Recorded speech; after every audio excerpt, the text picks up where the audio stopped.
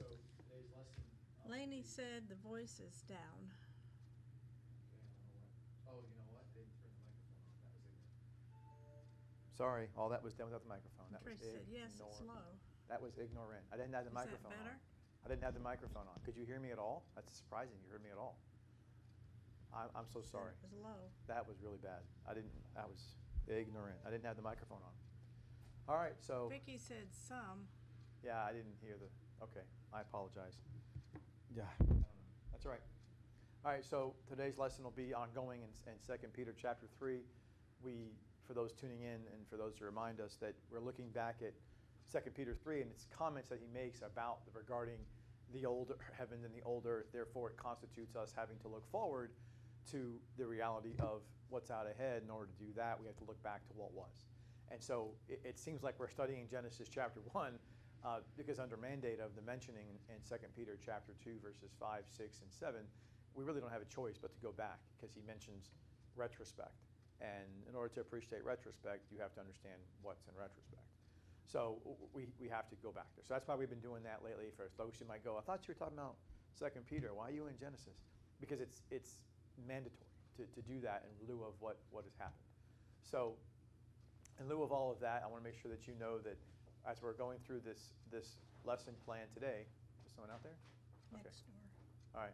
So as we're going through this process of looking forward to 2 Peter chapter 3, he's referring to, again, I want to make sure we reference verses 5, 6, and 7, and we'll start off with some other verses. But again, we've already known the context, like I mentioned in the prayer, that God's writing this message to the people of 2 Peter in lieu of the fact that there is an opportunity people have to, in the lieu of all this carnage, literally death, heartache, heartbreak, just consternation, brokenness, depression, sadness, grief, lamenting. You're talking about husbands, wives, sons, daughters, mothers, fathers being killed. And the context of when this is written, a year before Peter's about to die. I mean, God could have chosen any context, and he just happened to choose a context of the end of Peter's life. It's about to be, extinguished. People are getting literally the biggest heartache of all time sown unto them, which is the entire persecution of Christians, not individually, but as a wholesale. They're going to be hunted down and killed.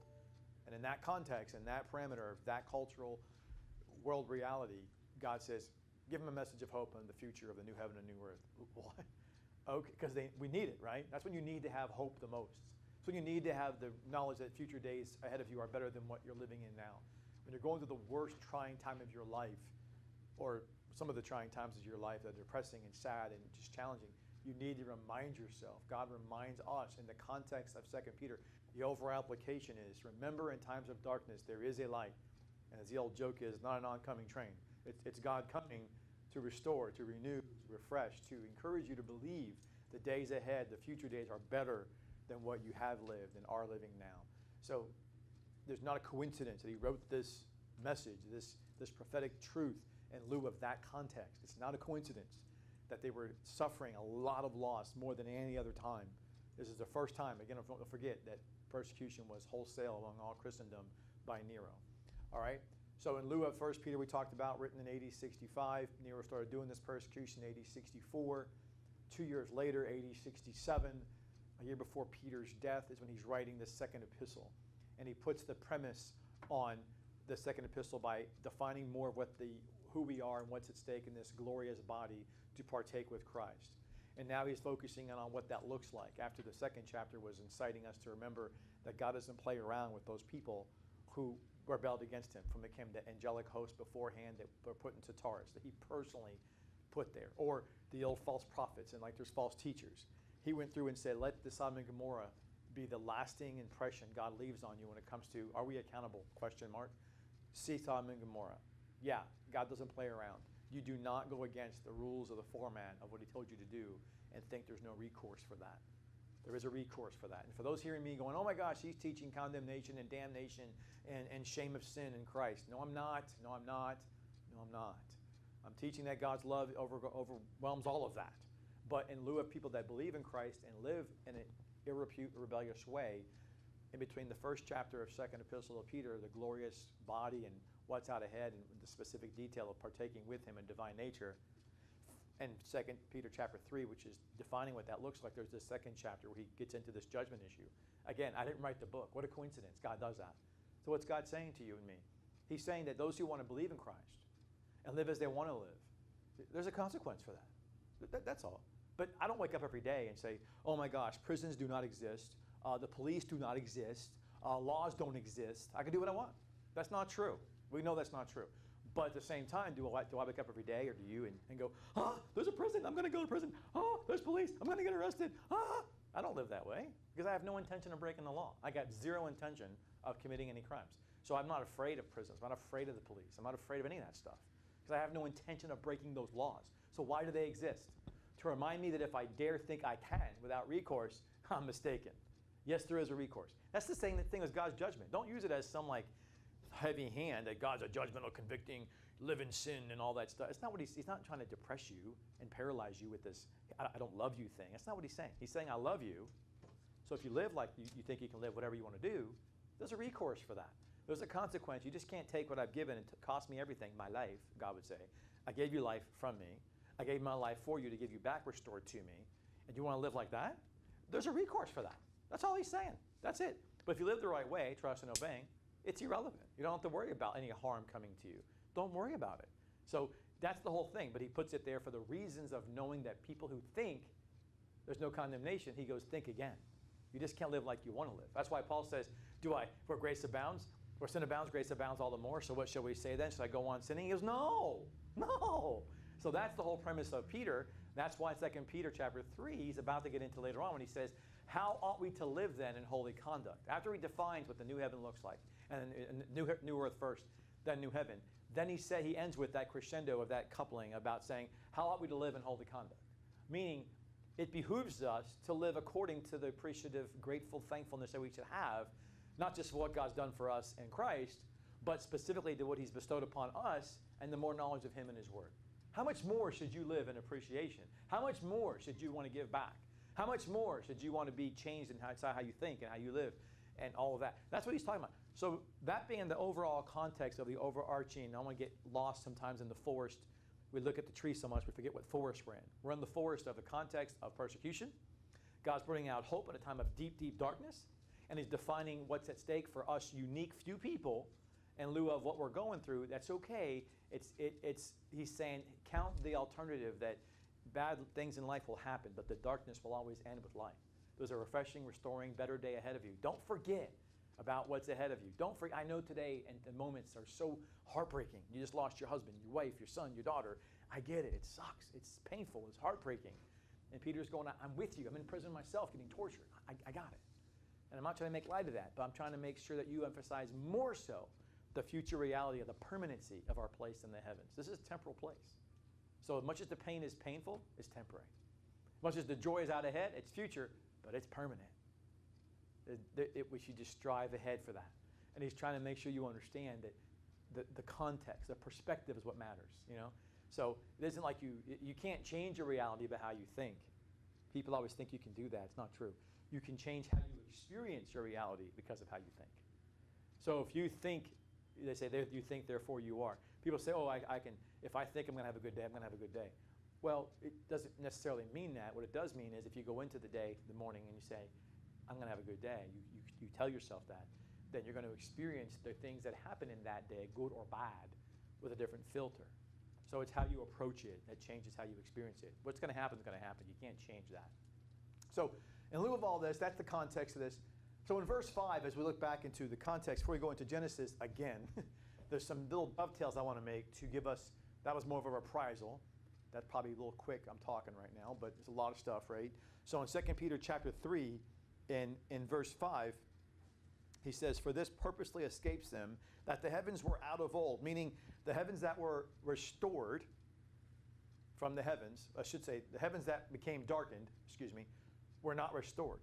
They were the same darkened heavens that were before. They're still darkened, as we can see by our own naked eye. We can see that.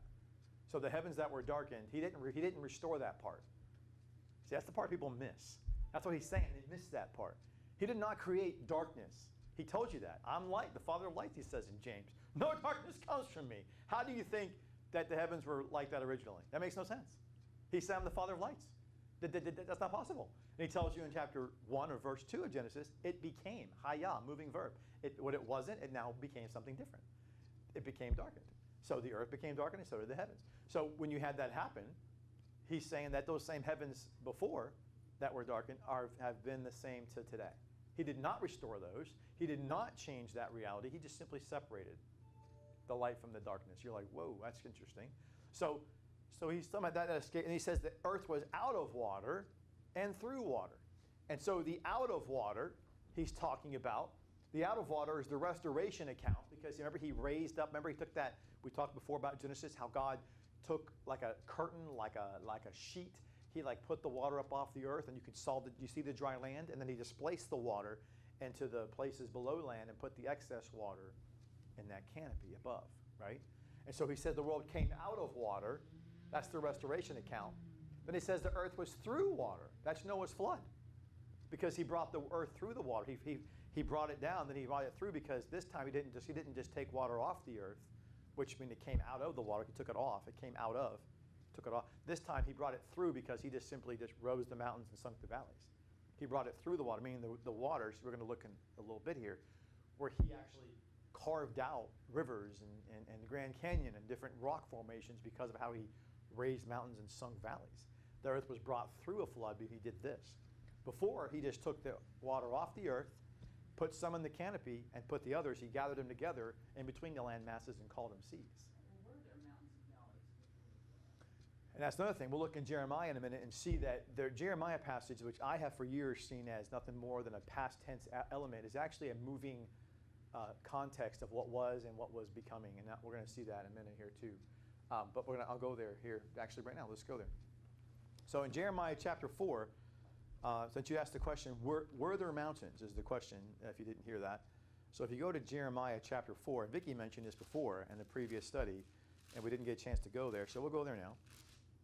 In Jeremiah chapter 4, he says in verse 23 through 26, he says, I beheld the earth, and lo, behold, it was without form and void. So this is after the initial, so God created the earth and the heavens, and then it became darkened, right? So therefore he's telling you, this is by the context, he's going back to what was post-creation. This was the first darkening of the earth. He's talking about, Jeremiah is going back in time, saying, I saw and beheld the earth, and behold, there was a time when after creation, after Satan made it go to this place, that's what he's talking about. The post-satanic consequence of his ignorance of destroying God's creation. That's what we're picking up on. So we're in phase 2. Phase 1 is God's creation. Phase 2 is Satan's ignorance to destroy God's creation and make it dark. So he darkened it. So then that's what Jeremiah is talking about in chapter 4, verse 23, the time when Satan darkened it. And the heavens, and they had no light. And he says in verse 24, behold, I saw the mountains. Second time he says, behold. Behold, I saw the mountains, and lo, they trembled, and all the hills moved slightly. So if you see this, he's saying, I beheld, and lo, there was no human. So he's talking about the restoration at this point. So there was at times, so mountains, there's different words, by the way, in Scripture for mountains and hills. So mountains today that we know them as are ridiculously high, 20,000 plus, what is it, Mount Everest is what, 24,000? I think it is from sea level. So when you look at the mountains being thousands of feet high, mountains back then weren't that high. So there were hills and there were mountains, but they weren't anywhere near like, they call them mountains because mountains are things that go up high enough to where you have to traverse on an incline upward, whereas the hill is something that's just a raised up from the earth flat. So when you get a difference in those Hebrew words, one, if you want to know what those words are, the word for mountain is har, and the word for the Hebrew for hill is gabah. So it's a different word. So har is more of a raised earth, a hill or a mound, and a mountain is just a higher raised hill, which they would call a mountain. But what we call mountains today was not a mountain back then, to your point, because God raised them up. So God raised up the higher hills, if you will, and made them into mountains like we call today. Now those didn't exist before, because there was no need for that before. You have to now out of necessity to displace the water from the flood. That's if you're wondering, what do I mean by not need? There was no reason, there was no displacement of water. God gathered the waters in the restoration account. He said so. He gathered the water, didn't displace them. He gathered them and took the rest, took it off the earth, put some in the canopy, then gathered the rest in between the land masses. I didn't say that. God did. Genesis chapter 1, verses 9 and 10. So in lieu of Jeremiah, when he says, and I saw, behold, the mountains. So first he's talking about the darkened earth. Then he goes into the restorative earth in verses 24 and 25 when he's talking about how God's restoring the earth.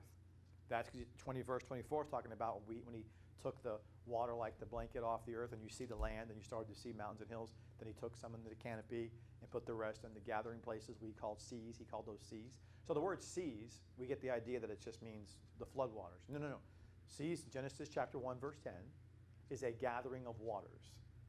So what's the gathering of waters mean? That's before that when God said he took like a curtain, he pulled up the water off the earth and you go, oh, I see the dry land. And then he took some up in the heavenlies and he put the others in between the land masses. We saw the picture. I put a picture of that before. So remember, what you have is you have water covering the earth. And the earth was, had different hilly parts to it, right? I'm just saying, right? So God just simply said, he took it off the earth like a big, he just pulled it off and you go, wow, I see the landmass. And then he did phase 2, he took those same waters, he put some up in the heavens, and then he took some and he put them in between like here and here and here. So he gathered the waters, it says, and so you see the land and the waters, the excess was put in the heaven and the others were put in between the land. He says he divided the waters from the land. So, ouch. So he gathered the waters and he divided it from the land. That's how you see that. That's what happened there. So what he's talking about here in Jeremiah is this account of God's creation, which is followed by darkness. He picks up with the darkness in verse 23, Jeremiah 4. And he picks up with the restoration in verse 24 and 25. So Jeremiah 4:23, the darkened creation. 24 and 25, the restorative creation. Then in verse 26, he says, behold, I saw, and lo, behold, the fruitful place was a wilderness, and all the cities were broken down at the presence of the Lord by his fierce anger. Now, wait a second here. Now, we know see, here's where I didn't understand this, but now I do understand this in lieu of what I've read now. I've always thought Jeremiah 4:23 to 26 was all about a pre-Adamic earth. Not true. He's talking about both. Verse 23, the darkened creation. Verse 24 and 25, the restorative creation. Verse 26 is the Noahic flood. You go, how do I know that? Because God did not, I repeat, God did not make the earth dark. He said so in Isaiah 45:18. He said that Satan did it over, and we saw before in Isaiah 14:17. He made it a wilderness, not God. But here in verse 27 of Jeremiah, he says, God in his fierce anger destroyed these things. That's what he said about in Noah's flood. God was angry, and he put forth his anger judgment upon that. To do what? To eliminate the angels who left their first estate, to eliminate mankind who's gone its own way. Angelic and humans, created man, made man, went after their sins, and God had enough of it and said, that's it, reset button. In his fierce anger, he did that. You go, well, what? Well, yeah. All you got to do is you go back. Pam saw it last week. We were talking about it actually in the Q&A on Friday. We talked about this. But if you go back to, and you go back to, let me see here. So in chapter of 6 of Genesis, he says, and God saw that the wickedness, verse 5 of man, was great in the earth, and every imagination on earth was evil, and their hearts was evil continuously, and it repented, or God sighed is what it really means. People think God repents, he changes it. No, it means he sighed, like showing an emotion of, oh man, these people. And he said that he made man on the earth, and it grieved him at his heart. And the Lord said, I will destroy and wipe out whom I created from the face of the earth. So he's talking about made man in verse 6, created man in verse 7, from the face of the earth. Both man, meaning it doesn't matter if you're created or made, the angelic host and the mankind, and beast, and creeping things, and the fowls of the heavens, and it repented, or again, he sighed, he made them. But Noah found grace in the eyes of the Lord. So he's telling you he was angry with his entire, there wasn't anybody who was off limits to that anger. He was just like, can't believe these people, you know? So he just restored what Satan did, and it was as if to say, you mean to tell me you didn't learn from that? It's almost like a teacher giving a person extra credit because you mucked up the whole course, and you give a chance to make it right, and you blow the extra credit too. you're just an idiot student. You're just not, you don't care. You just don't care. So why would you give any more clemency to a student who fails the class? You give them a chance not to fail, one more chance, and they take that half-heartedly. You're like, you know what? You own being set back. You own it. Repeat the class again. I'm sorry. I'm not going to give you, I already gave you clemency by giving you extra credit, a chance to make up for the fact you didn't pay attention the entire semester. I'm going to give gracious clemency to you and give you a chance for extra credit. And they go, whatever. How does that with You know- that particular student? You know what I'm saying? So you're not being ugly, but it does make you a little bit angry. Like you're taking advantage of, one, the responsibility you had. The fact that I'm giving you another chance, how do you not take that to heart? And that's what God did. No, she filed on rate my professor. She destroyed my education. You see? Yeah. See, you had a student like that who files a complaint against you. Yeah. So that's just, human beings are like that. We don't learn from our restore points. So God, like a computer says, your computer sometimes will say restore points. Set a restore point here before you do this, because it wants a place where you can go back and not lose everything, right? Well, God was saying, look, here's a restore point. Do you not realize that I could have just not done this again? I could have just said I'm done. I could have, after this restoration, I could have said I'm done making anything. But I didn't do that. I made everything back together again like it was before. And this time I put you on it. I put you on the planet. Why didn't you, how did you not learn from what Satan did with his other angelic hosts, that they mucked up the place? Did you not read what did you not know this? And you say, well, how would they know? Well, there was no written book back then. Keep in mind, remember? This is where people call, there's a lot of people that realize they forget this. Moses wrote Genesis, right? Well, Moses wrote Genesis thousands of years later after it happened, which means during the time there was no written record of what God had done.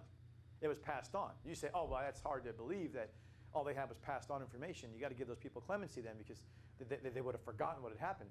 Time out, wait a second, don't forget. They lived a very long time. So the people themselves were the written record because they saw it and they could tell you and they heard from God. So Adam and Eve and Seth could go, yeah, they were alive. And then there was the gospel and the stars, too. Yeah, they were alive to go, yeah, I was there in the garden, the flaming sword thing, saw it, been there. And so they go, what? They didn't have to write it down. They had a living testimony of an eyewitness. They were right there. You imagine that? They had, some people go, oh, they had Moses' written word, Genesis, the Jews knew later on better than the people in the Garden of Eden and before Noah's flood. They were alive. There was a lot of people living. So when Adam and Eve died off, there was still another generation. There was only 2 generations later, or 7 generations later. It wasn't that long later, but you had a lot of overlap of years in there where you had the genealogy pool. Each person lived, there was like 900 years, 700 years, 600 years. There's a lot of years in there of sharing stories of eyewitness testimony, a first-hand or second-hand experience from what God had done. So there wasn't a need as much for written testimony. You do need that when you're so far removed from eyewitness testimony of God. But you don't need that when you have people that are right there telling you straightforward. I've seen it, been there, done that, got a t-shirt. I could tell you about the garden. Let me tell you about that, son. I was there. Let me tell you. Yeah. I've seen a genealogy thing. It looks like Noah may have lived until Abraham was 48, and that Shem lived past Abraham. Shem saw the flood. He saw Sodom. Oh my Yeah, goodness. Shem, yep. Some people say Shem is Melchizedek. Some people say Yeah, that. I know. I don't think that's true. I think that he came from his line, but I don't think he's him. But Yeah. that's, but people, But I mean, to think that what Shem saw, and no matter what his warnings were, Sodom and Gomorrah still happened. Yep. You must think Shem must have been Yeah. just pulling his hair out, sackcloth and yeah, I know. If you can't hear it, Nancy, you're saying Shem saw the early days of Abram, saw Sodom and Gomorrah potentially. Sodom and Gomorrah potentially, it's hard to say if he really saw that or not, but there's definitely he saw the call. Think about if you're Shem, the son of Noah, who was one of the 8 that was spared, and yet you're overlooked for a whole new Yahoo, polytheistic person that God says, I'm going to call this person to make a new family on the planet. He's like, what about me? I'm right here. I mean, think about that. I mean, that's pretty demonstrative, like, wow, what's that all about? Like, he overlooked him totally. And don't forget also the Tower of Babel had happened under Noah's watch. They were alive. Noah and Shem and all his sons were alive. And it says that all the people on the earth took part of that. What's with that? Where were they going? No, don't do that, guys. No, you don't want to do that. You don't want to do that. And it was just like, oh my gosh. It's almost because of what happened before with the sin of Noah and his Canaan and Ham had done unto him. You have this sense of normal sin's consequences. It clouds your judgment. That's what I think happened there with Noah. But God gave him credit for being a righteous man later on. But it just shows his sinful behavior of all of us. It clouds our judgment. It distorts our view of what's right and wrong, and when we should maybe have the guts to stand up. Noah didn't stand up, and I'll go back and I'll show you, and I'll get to the question in a minute here, but don't forget, and the Tower of Babel, I'll go back to that statement here, where he says in chapter 11 of the passage about the Babel, he said, and the Lord, in verse 5, and the Lord came down, descended to the city and the tower which the children of men built. And the Lord said, behold, the people are one, and they have all one language, and this they began to do, and now nothing shall be restrained from them, which they have imagined to do. And so before that he said the whole earth in verse 1 was of one language, of one speech, and it came to pass as they journeyed from the east, from the land of plain of Shinar, they dwelt there. And it talks about how they were saying, let's build this city. There's no exclusion of Noah and his family here. He's making it God doesn't exaggerate, by the way. So when God says all men and all the people and all one language, it's pretty demonstrative. He's pretty much letting you know. It's kind of like a broken-hearted father trying to not be specific, because it breaks his heart to say that, yeah, Noah and his family too, they were involved. They went along with it. It's like, oh my gosh. And you say, well, would they have done that right away after the ark? I'd say no. If Noah didn't fall into sin at the vineyard issue, that probably wouldn't have been the case. Because he had that sin issue, that's why he fell into this, is what I think. That's my personal opinion. I think that sin, if he was a sinner, but that a particular sin, after the reset button, made him go, yeah. I think the guilt and the shame of that weighed on him heavily. He can't undo it. He can't undo what just happened. And he feels ugly about it, disgusted about it, and I think it clouded his judgment. And it didn't allow him to stand forth like he was before this for 600 years beforehand, when God said he was a righteous man. And now all of a sudden he got caught up in his own sin. And it just kind of, it's encouraging but gets sad, because it makes us realize we're not alone in our own reactions and emotional state. Because how else do you explain? It wasn't like, God makes it clear, no, it wasn't some evil, rah, rah, rah, rah. It wasn't like that. So you have to explain it in the sense that he was in a bad state for a moment. He wasn't a totally depraved human who was thriving for evil. That's not true. He was caught in a state of a bad moment, because God makes it clear in Ezekiel 14:14, he was a righteous man. So you have to, therefore, in that context, you have to say, okay, he must have been caught up in a time, at a moment, at his weak point. That's all that was. And that, you got to give him clemency for being human. Yeah. Was Abraham alive at the time of Babel? No. He came. I wouldn't know. I don't think so. It's a good point you're saying. I don't think so. I believe he came. That's why he was chosen instead of Shem. That's a good point. Gosh, that's a good point. You're right, because all people were doing that, and then that would make sense. He's probably born. There you go. There's the answer as to why. That makes total sense. Because Shem was part of all the people that came up against him, and here's Abram, who was born later. That makes sense. But even though they were all still polytheistic at that time, they were all being ignorant at that time. So it's interesting. It's a good point. Wow, I didn't put that together. So if you didn't hear that, then she was saying that Shem was part of the people that all on the earth, part of Babel's construction and thought to reach God in the heavens. And since Abram was born potentially later than that, after that Babel experience, therefore, that's why Abram was called and not Shem, to be the one that would be a new family God would make on the earth unique to him. Okay, so that being said, there was a question I missed it. Sorry, babe. Go ahead. I apologize. Right, there's two comments back here. Mickey said, can you explain why you say verse 26 is a Noahic flood, please? Jeremiah 9:10 is referenced, and it speaks of fire. So it seems more like Sodom and Gomorrah. And then Tracy said, this is exactly what the globalists want. Is this also what happens in tribulation? Yeah, so when you're talking about God having, there's fire. So the only two times we know that, it was actually three times, well, a couple times. Well, fire came down from heaven a couple times in Scripture. You have the Deuteronomy aspect of it. Remember when they were walking through the wilderness, and God came down when Moses put a line in the sand, and fire came down from heaven. When the earth opened up, it consumed, and the balance of the people were burned by the fire. That was the first time we see that coming on the earth. Second time, because first you had Sodom and Gomorrah. Sodom and Gomorrah was first. Then you had that. Then you had later on, of course, Elijah and the sacrifice. Fire came down from heaven and consumed the sacrifice. And you have a future day when that's going to happen, right? So you do have fire destruction coming down from heaven in a couple different places. So that's speaking of those contexts. But back to your Jeremiah 4, I didn't look at Jeremiah 9 as what specifically, and which one of those that's referring to. But I know it's in that realm. But the reason why I'm saying Jeremiah 4:26 is about the Noahic flood is because it talks about that these fruitful places were a wilderness, and the cities were broken down. Verse 26. Correct, of Jeremiah 27. 4:26. The reason why I'm saying that's the Noahic flood is because of the phrasing, the fierce anger of the Lord. The fierce anger of the Lord did not make the earth darkened in Genesis 1:2. That was Satan who mucked up God's creation and made it dark. Remember, God gave him an easel, and he gave him the canvas and goes, here you go. You think you can create like me? Okay. You go, just manage what I've done. Go ahead, see if you can just manage it. And he couldn't. See if you can expound on my initial creation here on this canvas. And he couldn't. He ruined it all. And then so God keeps the darkness, does not do away with it, keeps it, and just builds around it, showing that he cleaned up all the consequence that Satan did from the darkness, but kept the darkness in play, which is really interesting, which is the earmark of why the tree of good and evil was in the midst of the garden, because it represents that darkness is in the midst of us constantly until the Lord makes a new earth. And that's just what it is, unfortunately. The darkness of sin will be among us until he removes that darkness. So he left that there. But in verse 26, the reason why it's the Noahic flood is because of the fierce anger of the Lord.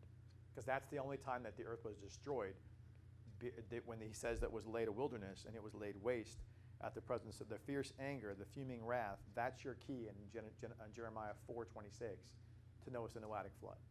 That's why I went back and read Genesis 6, verses 5 to 7, to show you God's sighing and his anger that people were evil at their inclination of their heart continuously. So he's talking about the progression. Jeremiah is talking about the progression of creation, blackened, restored, flooded.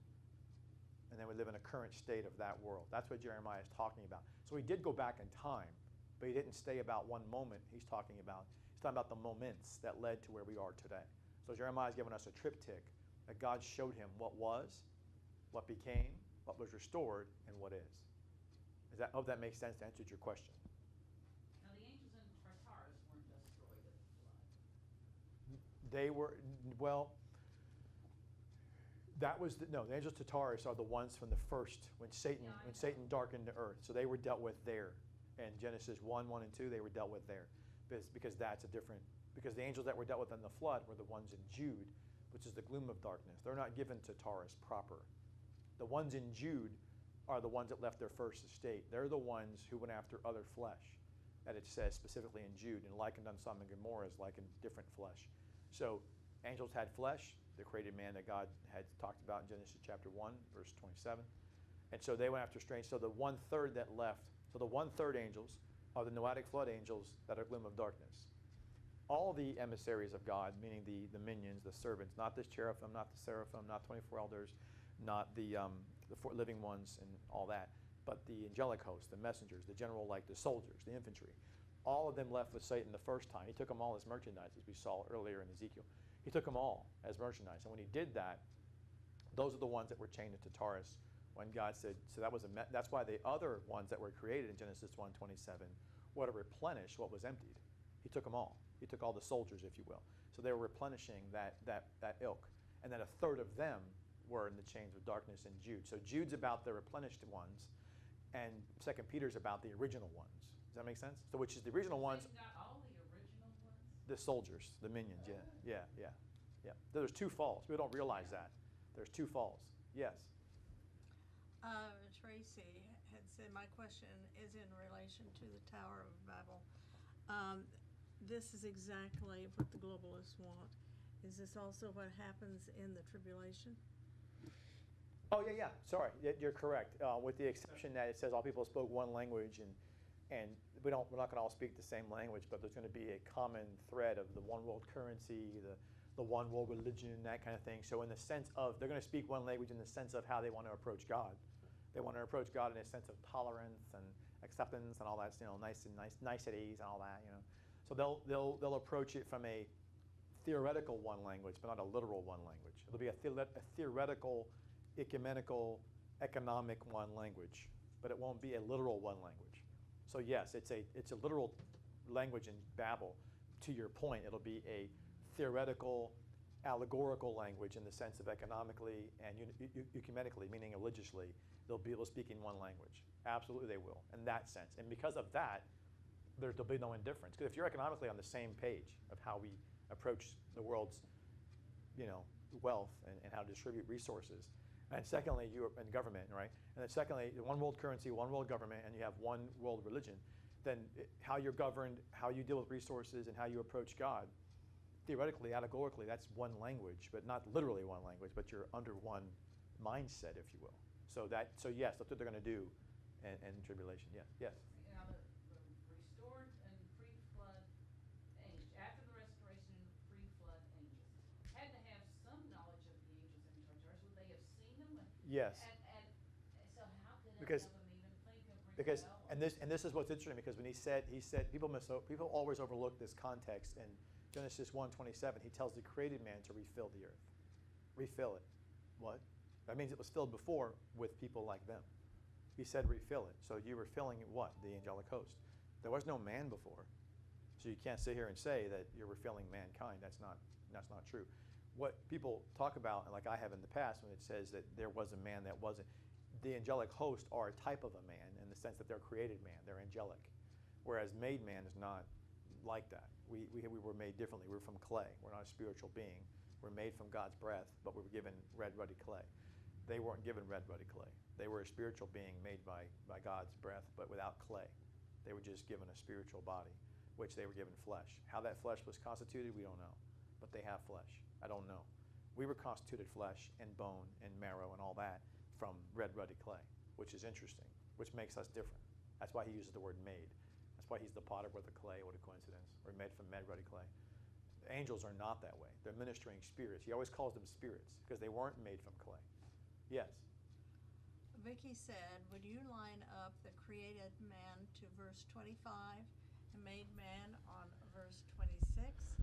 How would you line those up? These verses encompass quite a bit of time. Yeah, they do. So in verse 23, again, it's the darkened earth. In verse 24, it's the restored earth. And talking about Genesis chapter 1, 7 through 10. Then verse 25, it's still the restorative earth. There was no man, meaning there was no made man or a created man. He's talking about how he is actually, remember, made man and created man were not given life until day 6. So he's talking about here, day 3, day 4. He's giving you a reference to the creation. Then there's the darkness. Then you have day 1, 2, 3, where the land's talking about being appeared. He's covering that for sure, day 1, 2, and 3. He goes into the birds, which is actually day 5, right? So he's covering days 1 through 5. Then when he gets to verse 25, when he says no man, he's telling you he's stopping at day 5. He's not even talking about day 6 when he made man. He's not even there. If you go back and remember, if you go back to Genesis chapter 1, again, when he says, and the birds of the heavens, day 5 was when he put, let me see here. So day 6 is when he has the creepy things, but the birds, he says that is in day 5, if I'm not mistaken. Let me see here. If I can find, yes. And on verse 20 of Genesis chapter 1, and God made the waters bring forth abundantly their creatures and the flyers above the earth. So the living creatures in the seas and the birds of the heavens were day 5. The beast of the field and man were not until day 6. Anything on land wasn't until day 6. So Jeremiah is talking about in verse 25, to your question, Sister Vicky, he's not talking about day 6. He's talking about things before he made any kind of man, whether it's a made man, us, or created man, angelic host. He wants you to know he's talking about seeing the restored earth. Then he skips forward in verse 25, or verse 26, excuse me. Then verse 26, obviously he skips way forward and he goes, and then he says, behold, below I saw the fruitful place was a wilderness. Meaning he's fast forwarding now. Why did he leave out man? To show you that man was the difference maker. If he didn't put made man and created man here, there'd be no wilderness. We wouldn't have a Noahic flood. Because why would there be one? There wouldn't be one. The reason there's the Noahic flood is because of us. Because of created man and made man falling down on the job. That's why there was a Noahic flood. He's making that point. That's why he leaves it out totally. There is no day 6 in view here at all. Because he's stopping at day 5 in verse 25. There was no man. He tells you that. Then in verse 26, he says, there was a fruitful place that was a wilderness, and all the cities were broken down. Well, you're like, well, who built those? Well, man built those. Well, he's telling you then, we're talking about the Noahic flood here, because then he finalized that statement by saying they were broken down at the presence of the Lord by his fierce anger. You're like, oh, God was made angry and flooded the earth. during Noah's day. And so that we know that's obviously way forward beyond that point. So Jeremiah is just, again, giving you a triptych of creation, darkness, restoration, and then the flood, and the way things are now. He's giving you a triptych. He's going back to the past and giving you a scale to appreciate where we are in lieu of where we're going. Because remember, Jeremiah was an exilic prophet, always talking about that we're going to return to the land. They didn't want to hear. He was talking about how they were going to come out of, they're going to get captured. They didn't want to hear that. They're going to get sacked by Babylon. They didn't want to hear that garbage. They're like, no, we're not. No, we're not. He's like, Babylon's going to get you, dude. No, we're not. We got temple. We got the ark. You guys are idiots. They're going to come and get you. No, they're not. No, they're not. So they threw him in the well, broke his legs, punched him in the face, smacked him around. Didn't believe anything he said. He's like, you're such a big, oh, the Lord called me for this from the womb, for this, for you idiots to continually ignore what I'm telling you. Well, you're not telling us what we want to hear. He's like, I don't give you my words. I'm telling you what the Lord said. They're going to come and take us. Don't you understand? We're going to go back. They're going to take us first, okay? In order to return, we have to first be exiled, all right? They're like, no, you're full of it. You must have misheard. He wouldn't destroy his temple, not his ark. It's going to happen. And they're like, no, that was the northern tribe. That's not us. He's like, yeah, you guys are not thinking. So in the context of all of this is why he's writing about the scale of remembering. Remember, creation, darkness, restoration, destruction, and then it is what it is right now. God renovated, if you will. It is what it is now. So he's saying, how are we any different than how God did the beginning palette? We're no different. God made a people out of, he made us, I didn't create us. He made us out of a people from Abram, taught him Hebrew. And then we were delivered from Egypt. But now we darkened our relationship with God by going after other gods. And now he's going to, destroy us. But he'll bring us back. He's giving them, that's why he's going through this triptych. He's going, look, our pattern of what God's doing with us is a microcosm of what he's done overall with his creation. What makes us any different? We're a part of what he's done in the holistic side of his whole creation. So it doesn't really, what he created and made, he's dealt with similarly to what he's doing with us as a people. There's no out of balance here. Yes? Lainey said, I have several things, but Lainey said, repeat that sequence, please. Okay, so the sequence is you have God saying, I created. Then there was darkness because of Satan. Then God restores. So I'll write on the board. So you have, so I'm going to erase this here. So you have creation. Then you have darkness, which I think I put on the board somewhere. I think I wrote this right here. Oh, I'll put it off right here. Darkness. Then you have restoration. Then you have destruction. Then you have, instead of a restoration, now you have a renovation. Because restoration means back to the same point it was. So you restore it back to this point. That's what it means. Where a renovation means, no, we're not restoring it anymore. We're just going to renovate it. We're going to deal with what is. So Jeremiah is seeing all of this. So Jeremiah 4,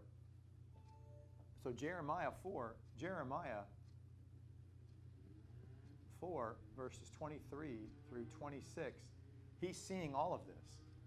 And he's likened that unto, he's likened unto the Hebrews. And he goes, hey, look, guys, first we were Hebrews made by God. And they go, yeah, what? He goes, dude, you weren't a Hebrew when you were born. You came from Abram. Was he Hebrew? He's from the early Chaldees. What makes him a Hebrew? God. That's what makes him a Hebrew. Because God goes, oh. He taught him Hebrew. And he's like, and then they started calling him a Hebrew from the Sodom and Gomorrah account. They go, here comes Abram the Hebrew. Well, why are you calling him that for? Because God made him a Hebrew. He did not go, I'm a Hebrew one day. What's that even mean? God made him a Hebrew. So he was first made a Hebrew. That's what God said. So he was made a Hebrew by God. Then, what happened to him? Then they became people identified by a land, what they call Canaan, which is later on the Promised Land. He would call their place Israel. And they became called Israelites. So God made them out of nothing, right? And he's progressing in them. And then what happens? What do? They fell into slavery for 400 years, which is their darkness. So God made heaven and the earth. God made them Hebrews and Israelites, and they fell into darkness. Wow, what a coincidence. And then what did God do? God restores them, as in the Exodus. Then what did God do? When God restores them, God says, guess what? Now I'm going to take you. Now I'm going to take you. You fell in the darkness again, just like we did right here, destruction. So he's going to destroy. He's going to destroy Israel and Jerusalem, which he does under Babylon. He destroys them. And what's he going to do? He's going to renovate, which is what we call the rebuild of Jerusalem, as in Nehemiah. I mean, hello. That's why Jeremiah was looking back to tell him, this is a picture of us. What God did overall, he's doing with us. Do you not see that? And he's like, hey guys, look, because there's a destruction. God didn't end there. Did he end with the boat that's floating in the water? No! After a year and 10 days, he goes, okay, enough. Then he puts the water, sunks the valleys, raises the mountains, says, okay, get off the ark. They got off the ark.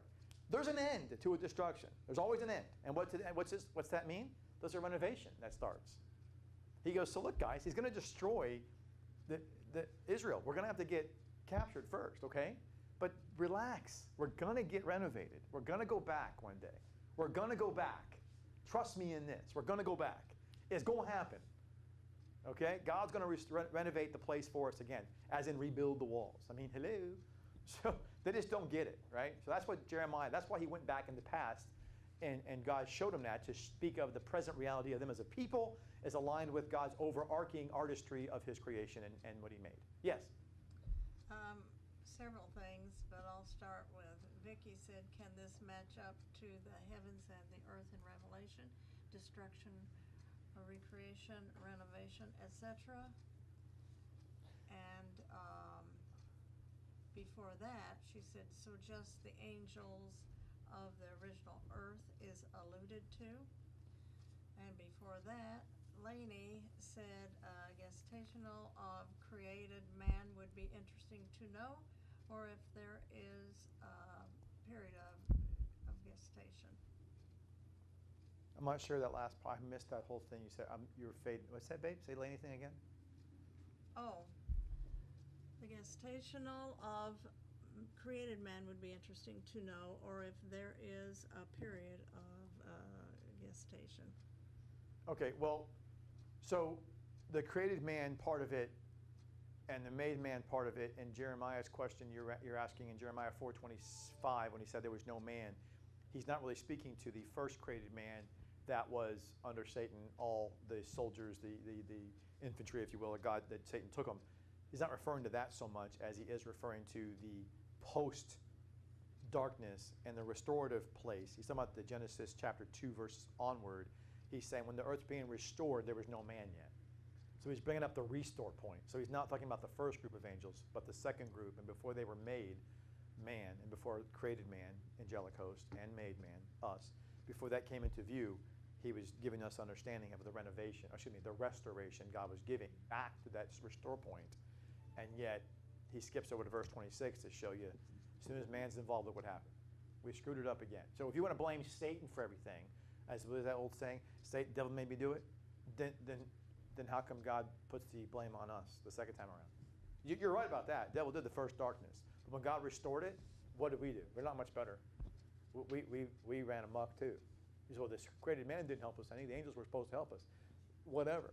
We're accountable for us, man. Isn't like we're exempt from the accountability. We did things wrong. They did things wrong. God judged the earth because of both of us, all of us that he had on this planet. Created man, made man, everything. He said, that's it. I'm wiping it all off. And he spared some. Okay, that's how it was. Yes? She said okay. So that's how that was. So, and Vicky's question about the new heavens and new earth, that's a different thing because remember, this is talking about a dispensation in time where he's dealing with these points where the new heaven and new earth are different frames of time. This is about the original creation of the heavens and the earth, and then a process therein that leads to his messianic reign. And once you get to the messianic reign, then you're dealing with he's going to renovate once again. So that's what's happening to your point. So we are living, so what we've done here, so in lieu of Jerusalem, where the Israelites destroyed their worship toward God, so they went after other gods, remember? So what did God do? They rejected, in the Old Testament, went after other gods. In the New Testament, they rejected Yeshua. So what did he do? He destroyed the temple. He destroyed Israel as Jerusalem. And there's only a western wailing wall that's left of the temple, right? So he says, okay, but he's going to renovate it, isn't he? He is going to renovate it. He's going to renovate it. And so he says, look, the Messianic reign is going to be a renovation point. Again, he's going to renovate things on the earth when he comes back. But then when that's over, when the Messianic reign ends, then he's going to have a new earth, which is the end of day 7. Because then we go back, because then what he's saying is the destruction always is followed by a renovation. So Christ comes back to have a renovation. Why isn't it new yet? Because all things are not old yet. All things have not been fulfilled. He can't do a new earth because he hasn't fulfilled yet his prophet, priest, and king office. Once he fulfills the kingship office of judge and king, then he goes, okay, now old things are old. Now every jot and tittle is fulfilled. Now we're back to the reset button. Now we go new. Now we go new again. Because now I've fulfilled he checks the box. Done. I've renovated everything. I renovated everything. Because the renovation was on the basis of what he prophetically proclaimed beforehand. He just can't change that midstream and go, okay, I'm going to do new now. No. He's got to fulfill all the renovation promises. He said he would renovate. That's what he said. I'm going to renovate everything. And so part of the renovation is him being prophet, priest, and then king, which is part king judge. So once he finishes all of that, then he goes, okay, now it's time for new. And everybody's like, what's that look like? He goes, well, you'd be amazed. It's going to go back to the Garden of Eden. They're like, what? Yeah, it's going to be pretty cool. So that's going to be awesome. So, and by the way, that's pretty awesome there. We talk about that for a little bit. And then you have a new heavens after that, which is that's the end of day 8. So a new heavens. We're going to talk about this today if we have time. But so the new earth is the end of day 7, the Messianic reign, and then the new heavens is the end of day 8, which then that's when you have the New Jerusalem. Whoops. You have the renovation after the tribulation, and the earth isn't at the point of renovation yet, but I've heard 90% of the Pacific is dead thanks to Fukushima. We're fast approaching needing renovation. And by the way, the reason why there's a new earth here, to your point about Fukushima affecting the Pacific Ocean because of all the contamination, the reason why there has to be a new earth at the end of the Messianic reign, the evidence of the new earth being at the end is the same reason why the New Jerusalem isn't here. You can't have God's holy, you can't set foot on some contaminated, sinful, no. God's got to make sure he purges the entire place. He makes it all new again. And this, at the end of day 7, that's when the New Jerusalem sets foot on the earth at the end. Because it's a new earth now. Because now God's heavenly throne room can set foot on a new earth. It can't on this earth. No. God says, oh, no. So he goes, I'm going to come here on the earth. He's going to be here on the earth as God in his physical presence. He'll be here. And the God the Son, Jesus, Yeshua. He'll be here as he was the first time he was here on a sinful earth. But he goes, you want my dwelling to be here? That ain't going to happen. So be fortunate that I come at all. So he came here to live amongst us who are sinners in a sinful environment. He's not going to take his throne room and his dwelling and bring it in a sinful environment. Not going to happen. It's not going to happen. The second best thing to that is he comes personally and he brings his kingdom to earth. That's awesome. But you want his dwelling here? He's like, don't push it. Okay? I'm going to give it. That requires a new earth. Be glad that I'm here and I brought my kingdom here this time. So the first time he came. Second time he comes with his kingdom. And then the end of day 7, he goes, it gets even cooler. Now I got me, my kingdom, and my dwelling, boom, on the earth. And now we're like, wow, that's pretty awesome. All right? So it's almost like saying you built the tabernacle or the temple, and you have God's Shekinah glory, but it's quite different than having his Shekinah glory there constantly all the time. Not every now and then coming and going, but all the time. So that's his dwelling. So you have a different reality there in that alignment. I hope that makes sense to your question, Sister Vicky. So the new heaven and new earth, they don't really speak to this same process of thought here. because this is in lieu of the renovation that we're in right now, and he's going to renovate it again, and then in lieu of a future time when it's going to be a new earth. And I told you why that was. Yes? She said yes. Okay, good question. I mean, I just don't want to make sure that you're following. Same themes repeat, though. Okay, repeat. All right. So I'm pointing out that at the Masonic reign is a continuation of the renovation. So God renovated She the said, earth. No. No, what? It's just a comment. Oh, okay, good. Okay, I'll have to repeat it. Okay. Whew. I was going to say, repeat all that. All right, so let's go back to the... I'm saying the themes repeat. Yeah, the theme repeats. That's correct. It does.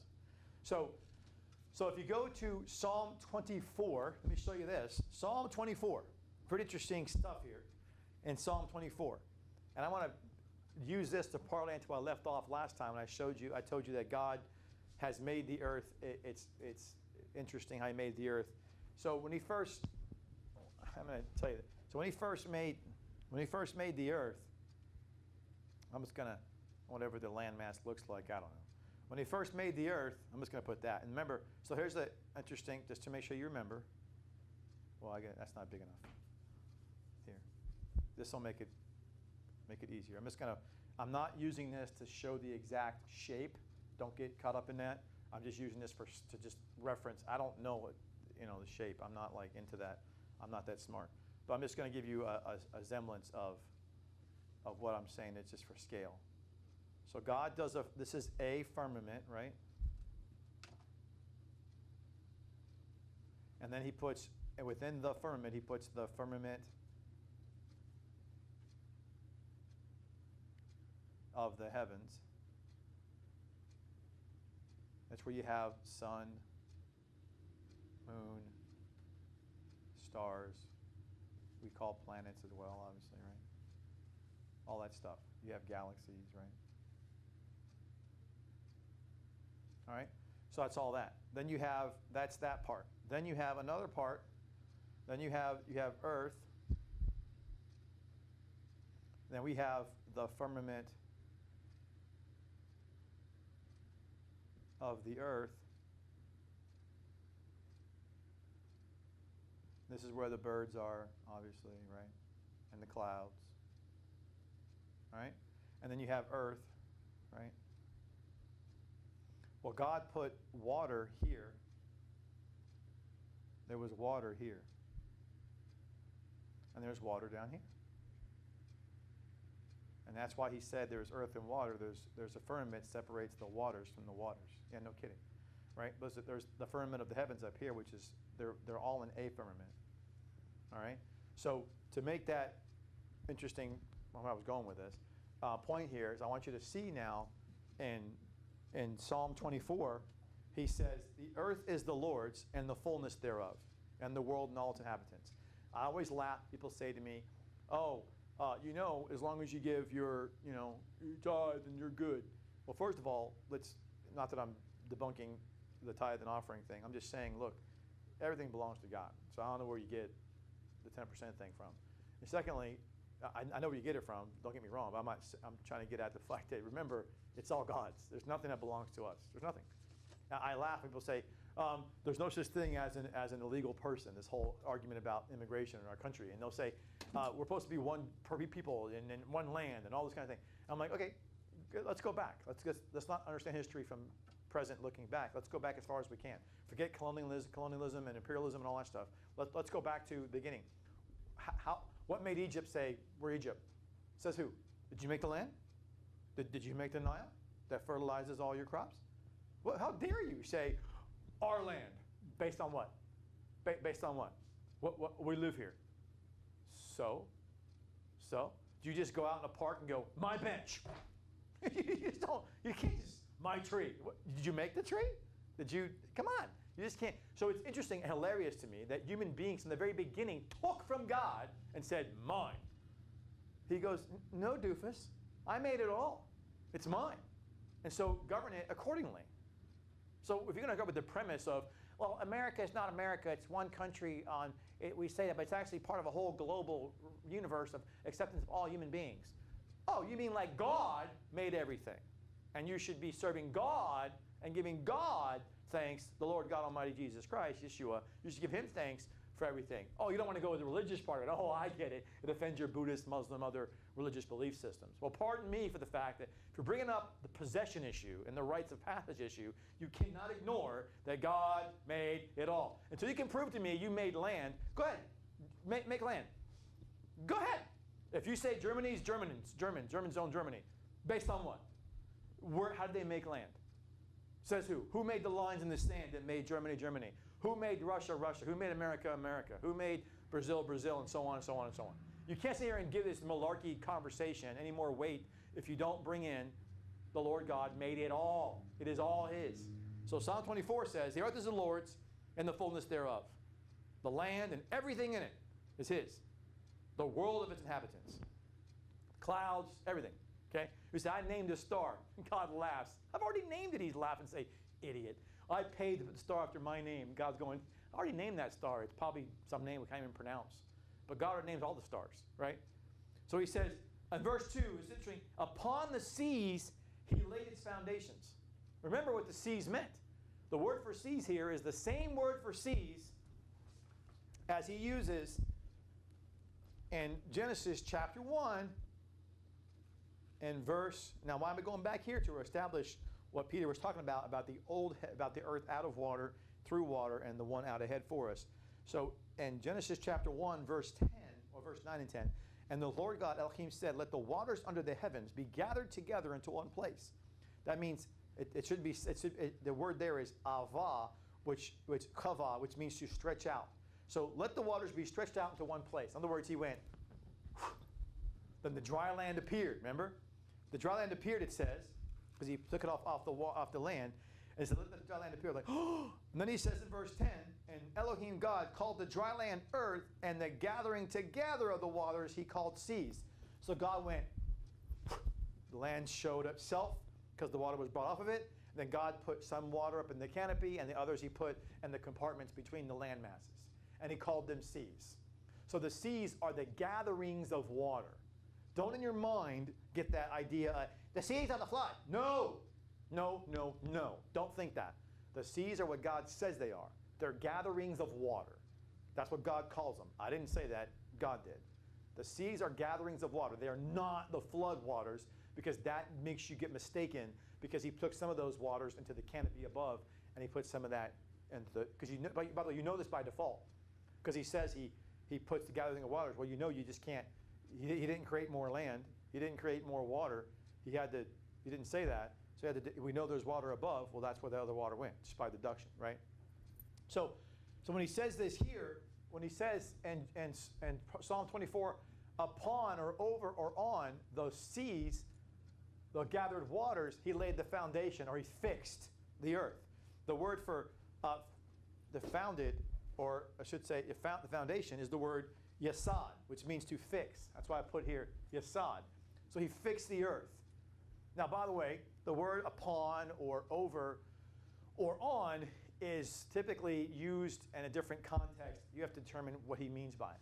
You say the ark rested upon, or again, it rested upon, or where's the word I'm looking at? Upon, over, or on. El is the word, A-L. It listed, so it's on or upon or over. So it says the birds of the heavens fly upon or over the earth. They don't fly upon the earth, they fly over the earth, right? So the context lets it be freer to understand what he's wanting you to see that word, what it means. So here he's talking about, he put the land rises above the water, so the land's over the waters, right? And he puts the land on the waters. So he says it's on and over. And he says also, he made on and over, he made firm the land on the floods. You see how he did two things there? Interesting, didn't he? You see how he's telling you in Psalm 24, he's telling you about the two elements of the waters. That it was out of water upon the seas. He laid his foundation. He established it out of water, the seas. And through water, he firmed it up upon the floods, or on or over the flood. So in Psalm 24, verse 2, he's telling you the very thing that 2 Peter 3, verse 5 says. Out of water upon the seas gathered. Out of water. And earth through water was when he laid the foundation out of water. He fixed it. Then he made firm the established over on the flood through water of Noah's flood. So that's what he's talking about in Psalms 24:2. Both elements of earth out of water and earth through water. Out of water upon the seas that were gathered. Through water upon the floods itself as well. Why would he separate the two references of waters? Think about that. Because he's talking about 2 Peter chapter 3, verse 5. Later on, Peter talks about what psalmists talk about. It's the same thing. Now, if you want something else very interesting about this, is I could put a couple of psalms on the board to here on the left side of the board.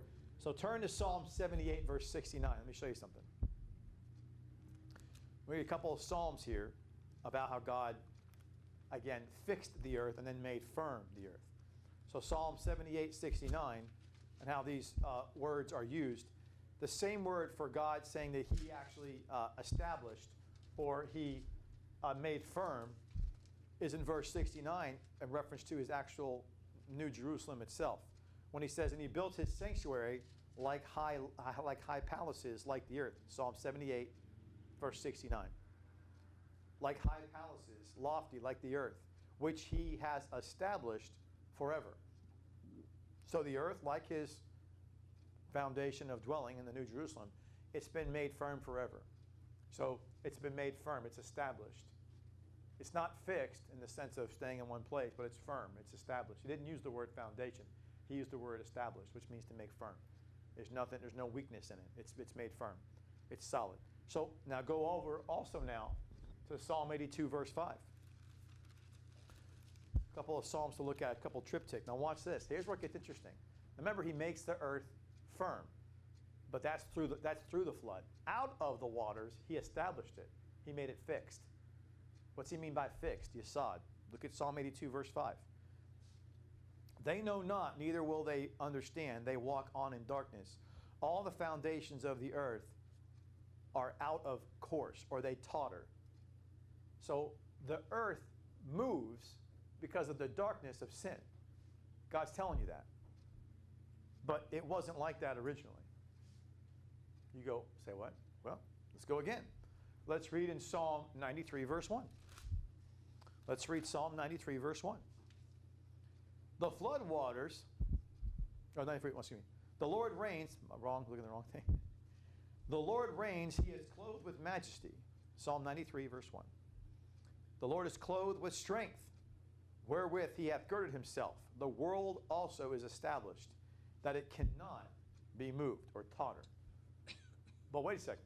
But the earth does move, right? We know that. The earth rotates on an axis, and it also revolves around the sun. So you're like, say what? But God said it doesn't move. What? That's weird. Meaning not now, but at a time it didn't.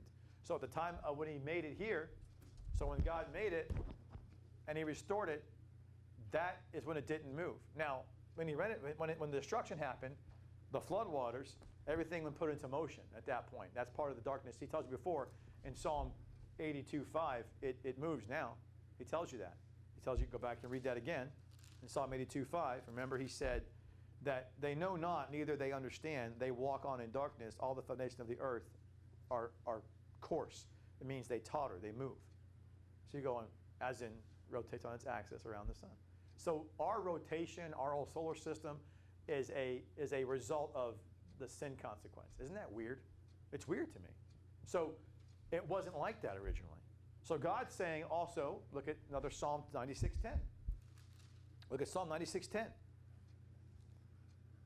He says, say among the heathen, Psalm 96:10, that the Lord reigns. The world also shall be established, made firm, that it will not be moved. He shall judge the people righteously. He's talking about his future day, because he go on and tells you, let the heavens rejoice, let the earth be glad, let the sea roar and the fullness thereof, let the field be joyful for joy and all therein. Then shall all the trees of the woods rejoice, but for the Lord he comes, and he comes to judge the earth, for he shall judge the world with righteousness and the people with his truth. So Psalm 96:10-13 is clearly the context of him coming again, to affix again, to make again the earth be fixed. He's already established. He's going to fix it again so it doesn't move anymore. That's weird. So, because think about it, we have seasons now because the earth moves. But remember, they had no seasons before, remember? There was no rain waters. There was no winter, spring, summer, or fall. There was none of that. And you go, well, prove that. Okay, I'm glad you asked me to. So if you go back to Genesis in chapter 8, which is after the flood, Noah gets off the ark. I have to unpeel my pages. Verse 21 and 22, Genesis chapter 8. And the Lord Yahweh smelled the sweet savor, and the Lord said in his heart, I will not again curse the ground anymore for man's sake, for the imagination of man's heart is evil from his youth. Neither shall I smite any more every living thing as I have done. While the earth remains, seed time and harvest, cold and heat, summer and winter, and day and night shall not cease. As the earth remains. In other words, until there's a new earth, hello, this won't change. So it's going to be moving until I make a new earth. When I make a new one, that's all over. Say what? Yeah. That's crazy to think about that. Yes? Laney said 96, 10 through 13 happens in day 8 or when?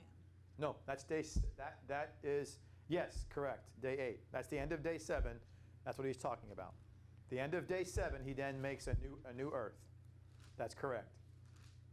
Yeah, just exactly when was time, I mean the construct, when did time become an entity, or however in the universe, make its appearance in the universe? You know, that's interesting what you're saying.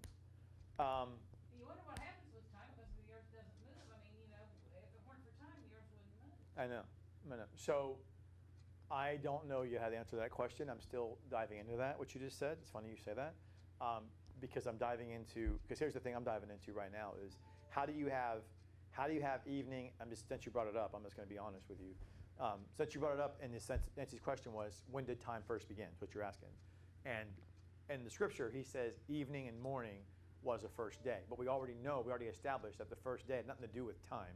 Had to do with God making us aware that as an artist, that's a name he gives for a finished work of that frame of that part of his work has been done.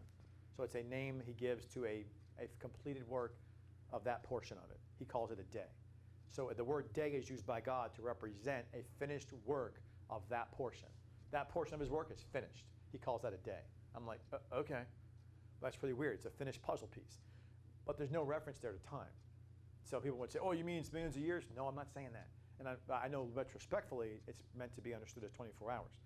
However, the time is interesting relevance to that. So when did time first begin? Well, we know the sun, moon, and stars weren't until day 4. But we still have the issue of evening and morning. He separated light from darkness. So he had to, since darkness is the absence of light, and we talked before about the depth of the ocean is the darkness, and the light from the sun is up here. He separated light from darkness. But then he also said evening and morning, first day. And we know that you have the sun and the moon now moving, well, we move, around the sun, and the moon's in our orbit. But the reality is, it's interesting how did that work before? I don't know. I'm still kind of confused about that part. I say confused. I'm not confused. I have some things down, but I don't want to say yet what I think it may be. But I got to make sure I parse things out some more. But because the reality is, you don't have seasons. There was no seasons. We know that for a fact. The only thing I'm not sure about is how did you have light and darkness on the earth? How did you have a nighttime and a daytime kind of thing? How's that working if we're not moving?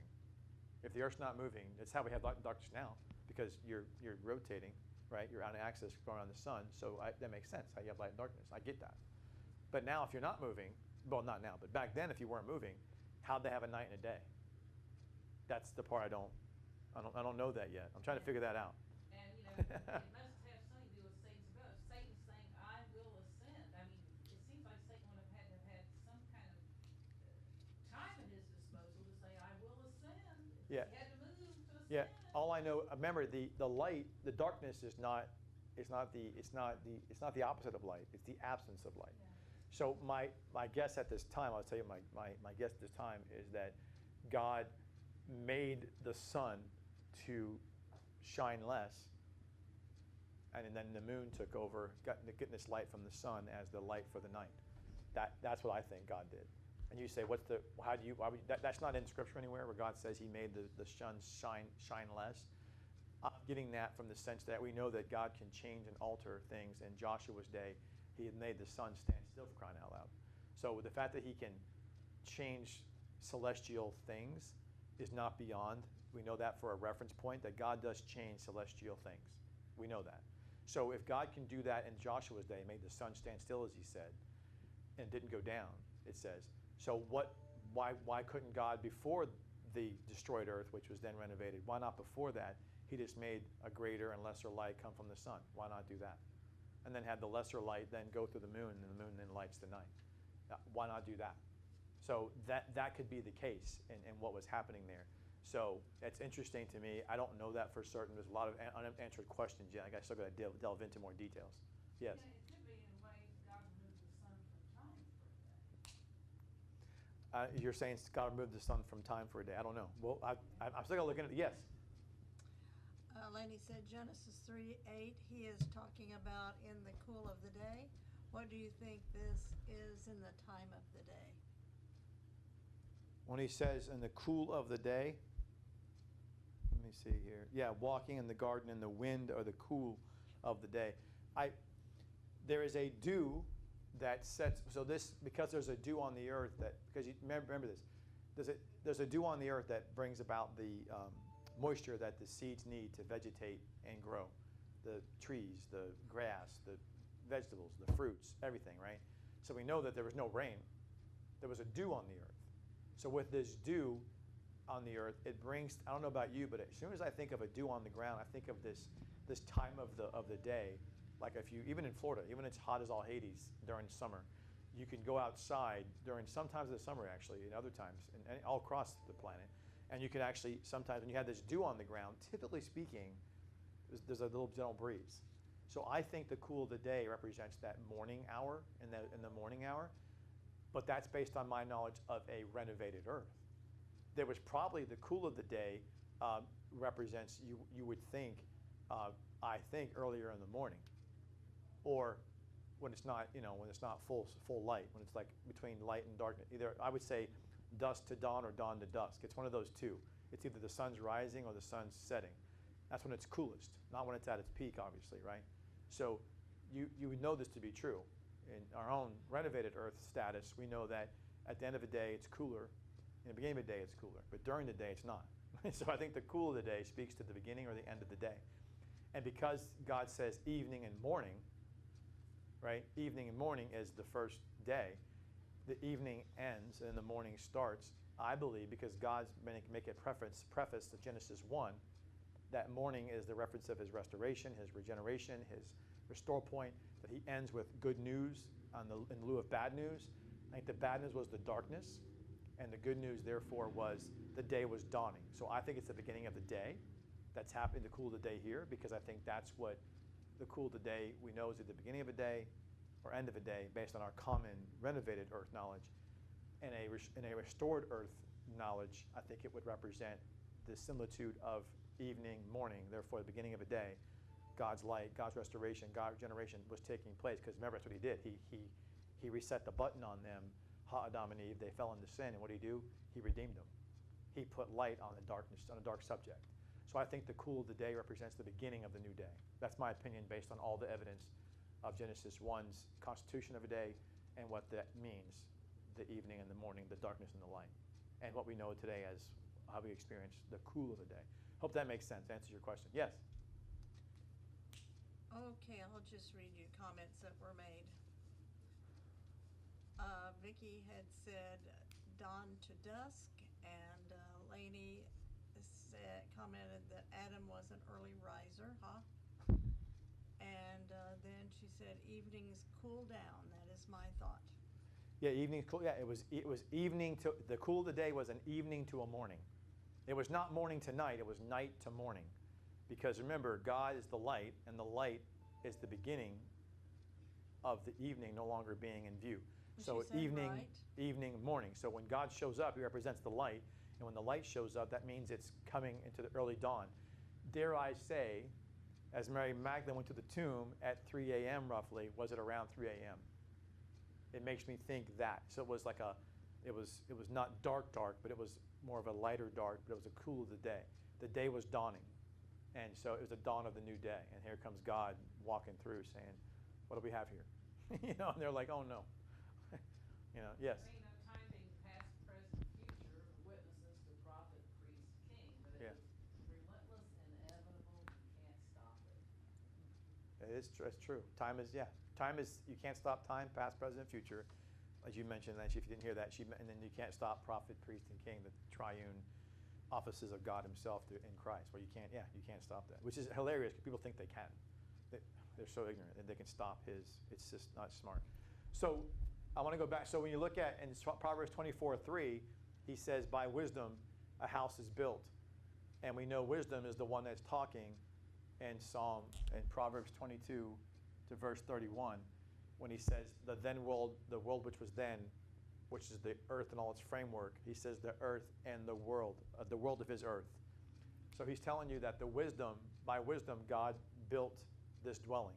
So God built this dwelling by wisdom, which he says and that later on in that psalm. So we got Proverbs 24:3 says wisdom is what builds a house. Proverbs 8 says that the earth and the world thereof is God's made the earth and his world, the world of his earth, I should say it that way, the world of his earth, Proverbs 8:31. So the framework of the earth was made by the wisdom of God. He built it, his dwelling. And by understanding or discernment, it says, it is established or firm. So in other words, you have to have discernment and understanding to know how God established the earth. That's what he's telling you. And unless you have God and his wisdom imparted to you, you will not know how God built this earth, which is his house, remember? He built this house to walk with us. His house is in the heavens, dwelling, but he built this house for us to walk and dwell with us. So wisdom made this house. The fear of the Lord is the beginning of wisdom. So you have to get to know the Lord more, to have his wisdom imparted to you, to understand how he built this house to dwell with us in. This house, metaphorically, the earth, and then the house we live in our own bodies.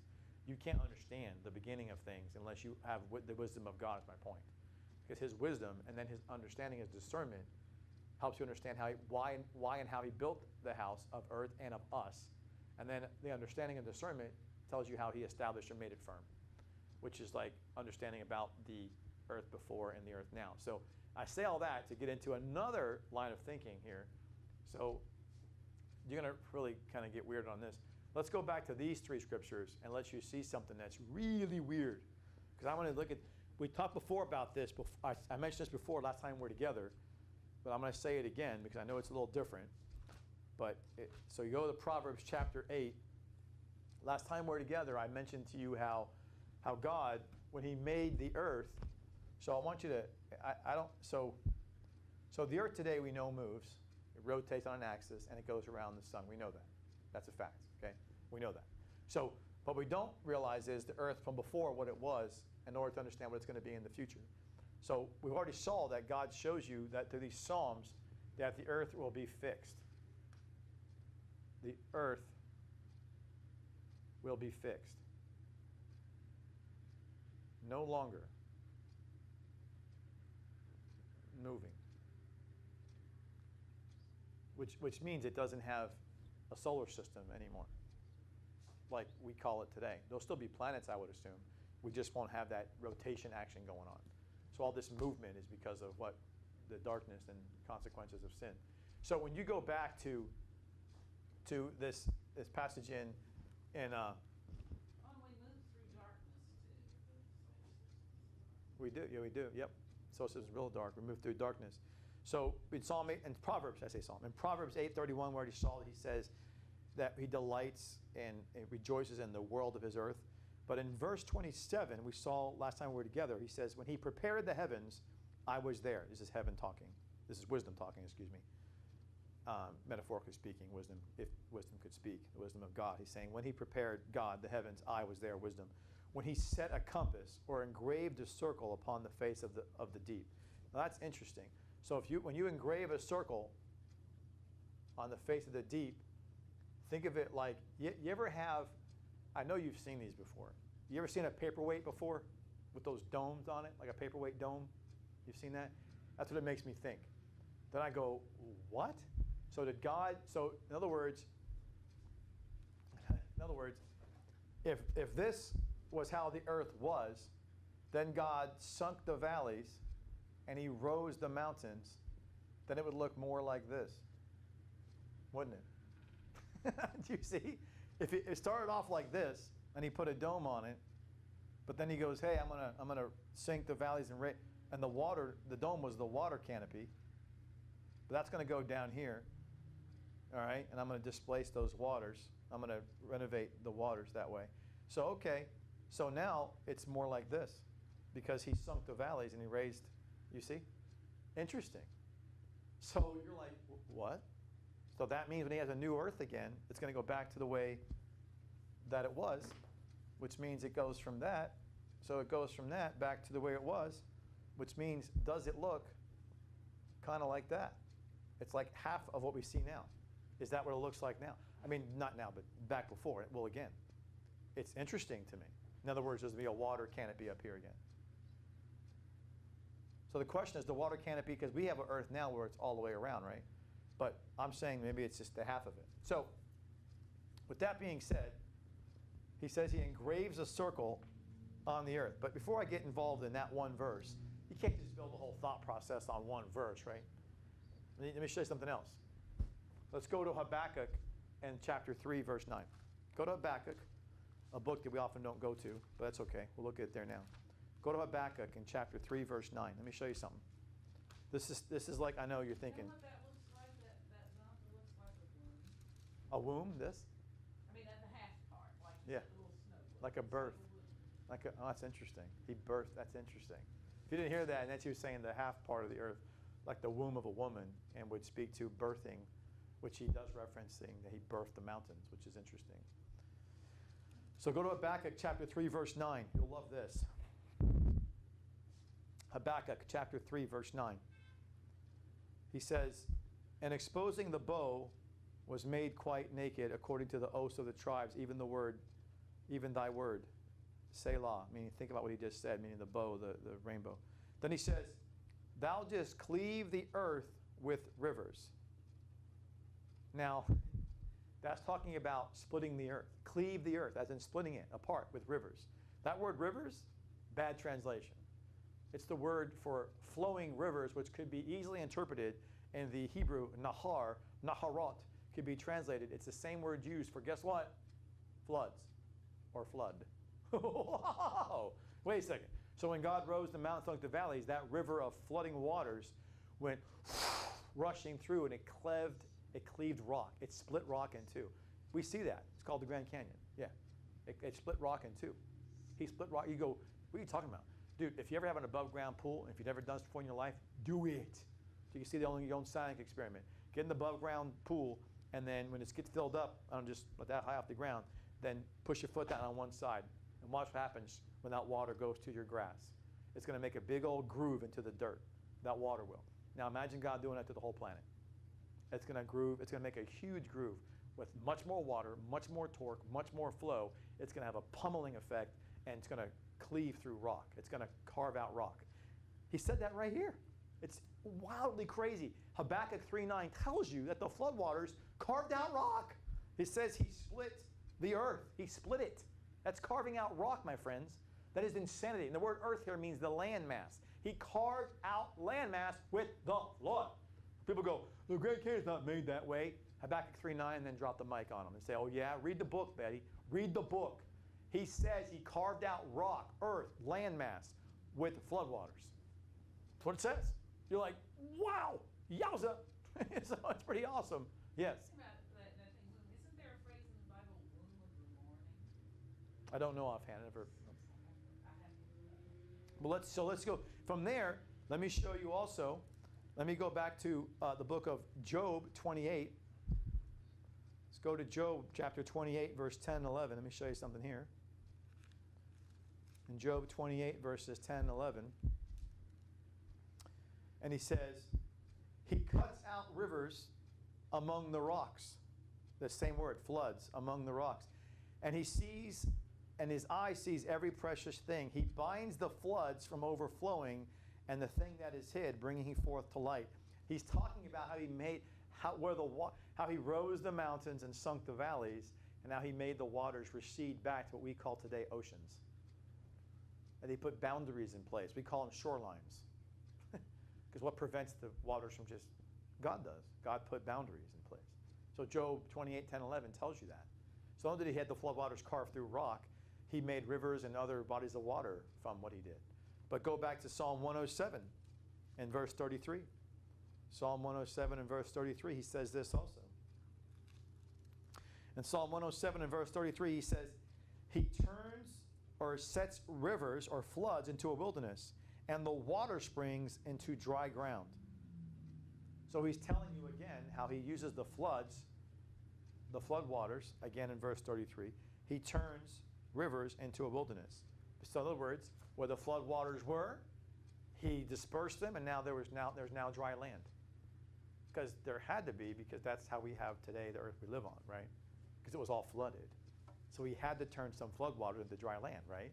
So he took the flood waters and he dispersed it so that some parts, all the waters gathered, other parts where it was now became a wilderness or dry land. He tells you right here. And he says, and the water springs into dry ground. That's what he's talking about.